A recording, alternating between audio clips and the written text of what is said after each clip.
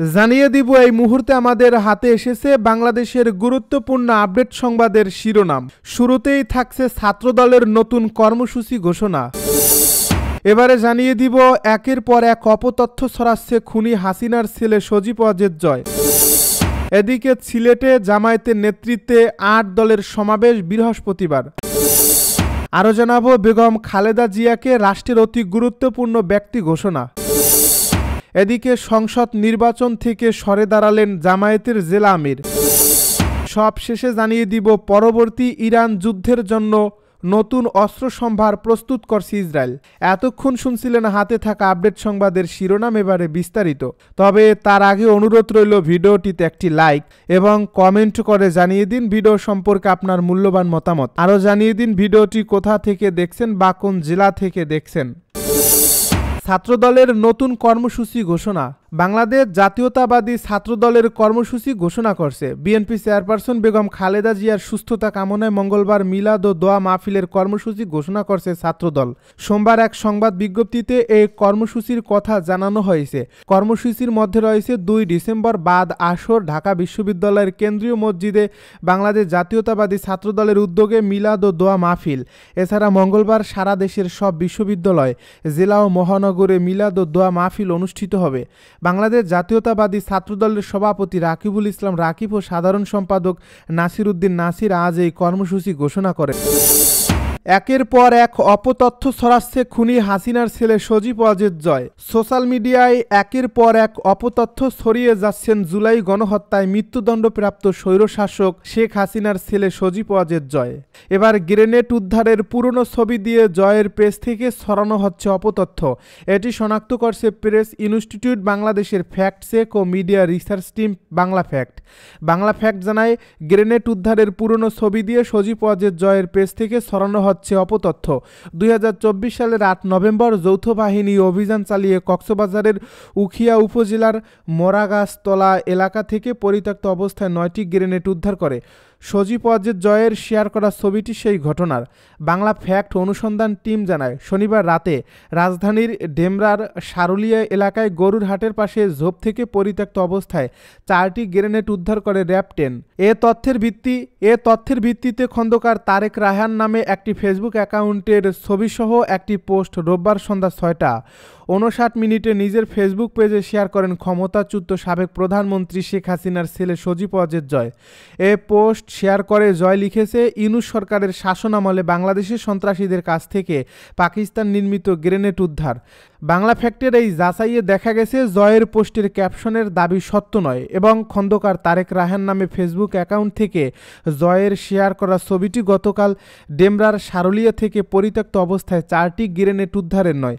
গত বছরের ৮ নভেম্বর যৌথ বাহিনী অভিযান চালিয়ে কক্সবাজারের উখিয়া উপজেলার মোরাগাছতলা এলাকা থেকে 9টি গ্রেনেড পরিত্যক্ত অবস্থায় উদ্ধার করে। ছবিটি সেই ঘটনার। সিলেটে জামায়াতের নেতৃত্বে ৮ দলের সমাবেশ বৃহস্পতিবার।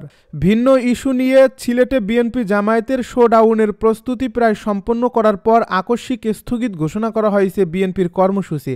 মাত্র একদিনের ব্যবধানে নগরীর প্রাণকেন্দ্রে থাকা একই মাঠে 2টি পরস্পর বিরোধী বলয় ও আয়োজনে ব্যস্ত ছিল গত কয়েকদিন ধরে। ত্রয়োদশ জাতীয় সংসদ নির্বাচন সামনে রেখে এটা উভয় দলের মধ্যে সমর্থন শক্তি প্রদর্শনের শোডাউন বলে চাউ রাজনৈতিক মহলে। সর্বশেষ জামায়াত কর্মসূচি পালনের প্রস্তুতি চূড়ান্ত করলেও বিএনপি আকস্মিক কর্মসূচি স্থগিত করতে বাধ্য হয়েছে দলের চেয়ারপারসনের গুরুতর অসুস্থতায়। সিলেট জেলা বিএনপির সভাপতি ও সিলেট ৩ আসনের সংসদ সদস্য প্রার্থী আব্দুল কাইয়ুম চৌধুরী যুগান্তরকে জানান, 3 বারের প্রধানমন্ত্রী ও বিএনপি চেয়ারপারসন বেগম খালেদা জিয়া গুরুতর অসুস্থ থাকায় সব প্রস্তুতি সম্পন্ন হওয়া সত্ত্বেও সিলেট সরকারি আলিয়া মাদ্রাসা মাঠের অনুষ্ঠান স্থগিত করা হয়েছে। এছাড়াও আগামী 15 ডিসেম্বর পর্যন্ত দলীয় সব কর্মকাণ্ড স্থগিত থাকবে। তিনি বলেন, এই অনুষ্ঠানে গোটা সিলেট বিভাগের ইউনিয়ন, থানা, পৌরসভা, জেলা থেকে সাংগঠনিক ব্যানারে সবাই অংশ নেওয়ার কথা ছিল। আর বিএনপি মনোনীত প্রার্থী ও মনোনয়ন প্রত্যাশীরাও থাকার কথা ছিল। প্রস্তুতি ছিল কয়েক লাখ লোকের সমাগমে সিলেট নগরী জনসমুদ্রে পরিণত করার। অনুষ্ঠানে ভার্চুয়ালি বক্তব্য রাখার কথা ছিল দলের ভারপ্রাপ্ত চেয়ারম্যান তারেক রহমানের। অন্যদিকে জামায়াতের কেন্দ্রীয় কর্মপরিষদের সদস্য ও সিলেট মহানগরীর আমির মুহাম্মদ ফখরুল ইসলাম যুগান্তরকে জানান, সব প্রস্তুতি প্রায় সম্পন্ন, এ নিয়ে দফায় দফায় বৈঠকও হচ্ছে। বেগম খালেদা জিয়াকে রাষ্ট্রের অতি গুরুত্বপূর্ণ ব্যক্তি ঘোষণা। বাংলাদেশ জাতীয়তাবাদী দল বিএনপির চেয়ারপারসন ও সাবেক 3 বারের প্রধানমন্ত্রী বেগম খালেদা জিয়াকে রাষ্ট্রের অতি গুরুত্বপূর্ণ ব্যক্তি হিসেবে ঘোষণা করছে সরকার। সোমবার এ বিষয়ে একটি প্রজ্ঞাপন জারি করা হয়েছে। রাষ্ট্রপতির নির্দেশে প্রধান উপদেষ্টার কার্যালয়ের মহাপরিচালক মোহাম্মদ আব্দুল ওয়াদুদ চৌধুরী এ আদেশে স্বাক্ষর করেন। এ প্রজ্ঞাপনে বলা হয়, বিশেষ নিরাপত্তা বাহিনী আইন 2021-এর 2 ক ধারার আওতায় বেগম খালেদা জিয়াকে অতি গুরুত্বপূর্ণ ব্যক্তি হিসাবে ঘোষণা করা হয়েছে। সংসদ নির্বাচন থেকে সরে দাঁড়ালেন জামায়াতের জেলা আমির। জামায়াতের প্রাথমিকভাবে ঘোষিত হবিগঞ্জ 4 আসনের সংসদ সদস্য প্রার্থী মাওলানা মুখলিসুর রহমান নির্বাচন থেকে সরে দাঁড়িয়েছেন। সোমবার ওই আসনে নিজের প্রার্থিতা প্রত্যাহার করে সাংবাদিক ওয়ালিউল্লাহ নোমানকে সমর্থন দেন তিনি। জানা যায়, মাওলানা মুখলিসুর রহমান জামায়াতের কেন্দ্রীয় মজলিসের শূরা সদস্য ও হবিগঞ্জ জেলা আমির।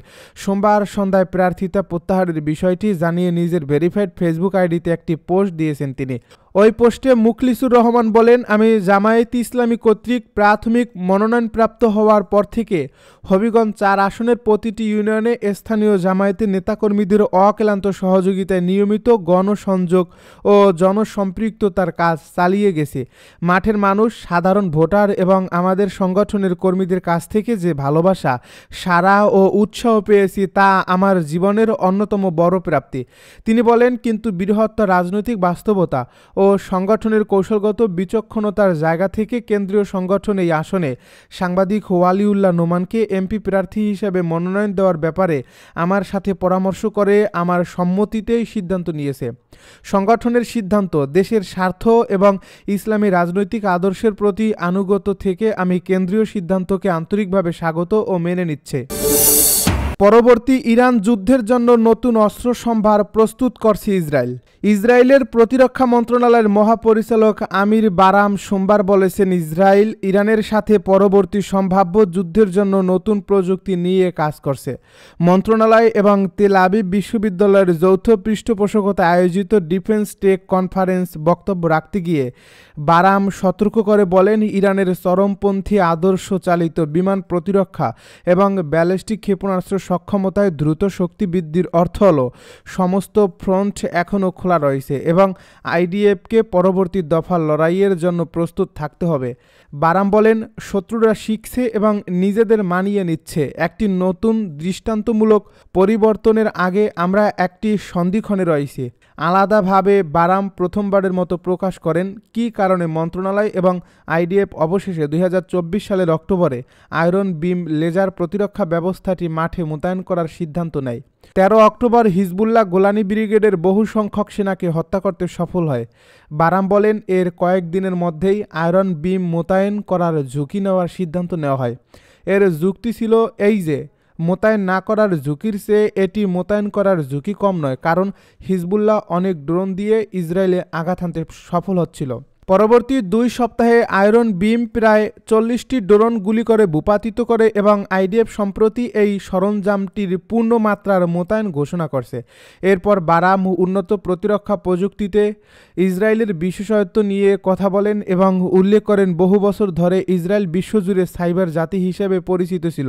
আজ আমরা একটি সত্যিকারের প্রতিরক্ষা প্রযুক্তির জাতিতে বিবর্তিত হয়েছে। তিনি যোগ করেন, আমাদের উদ্ভাবনী পোর্টফোলিও এখন উন্নত সক্ষমতার সম্পূর্ণ পরিসর জুড়ে বিস্তৃত।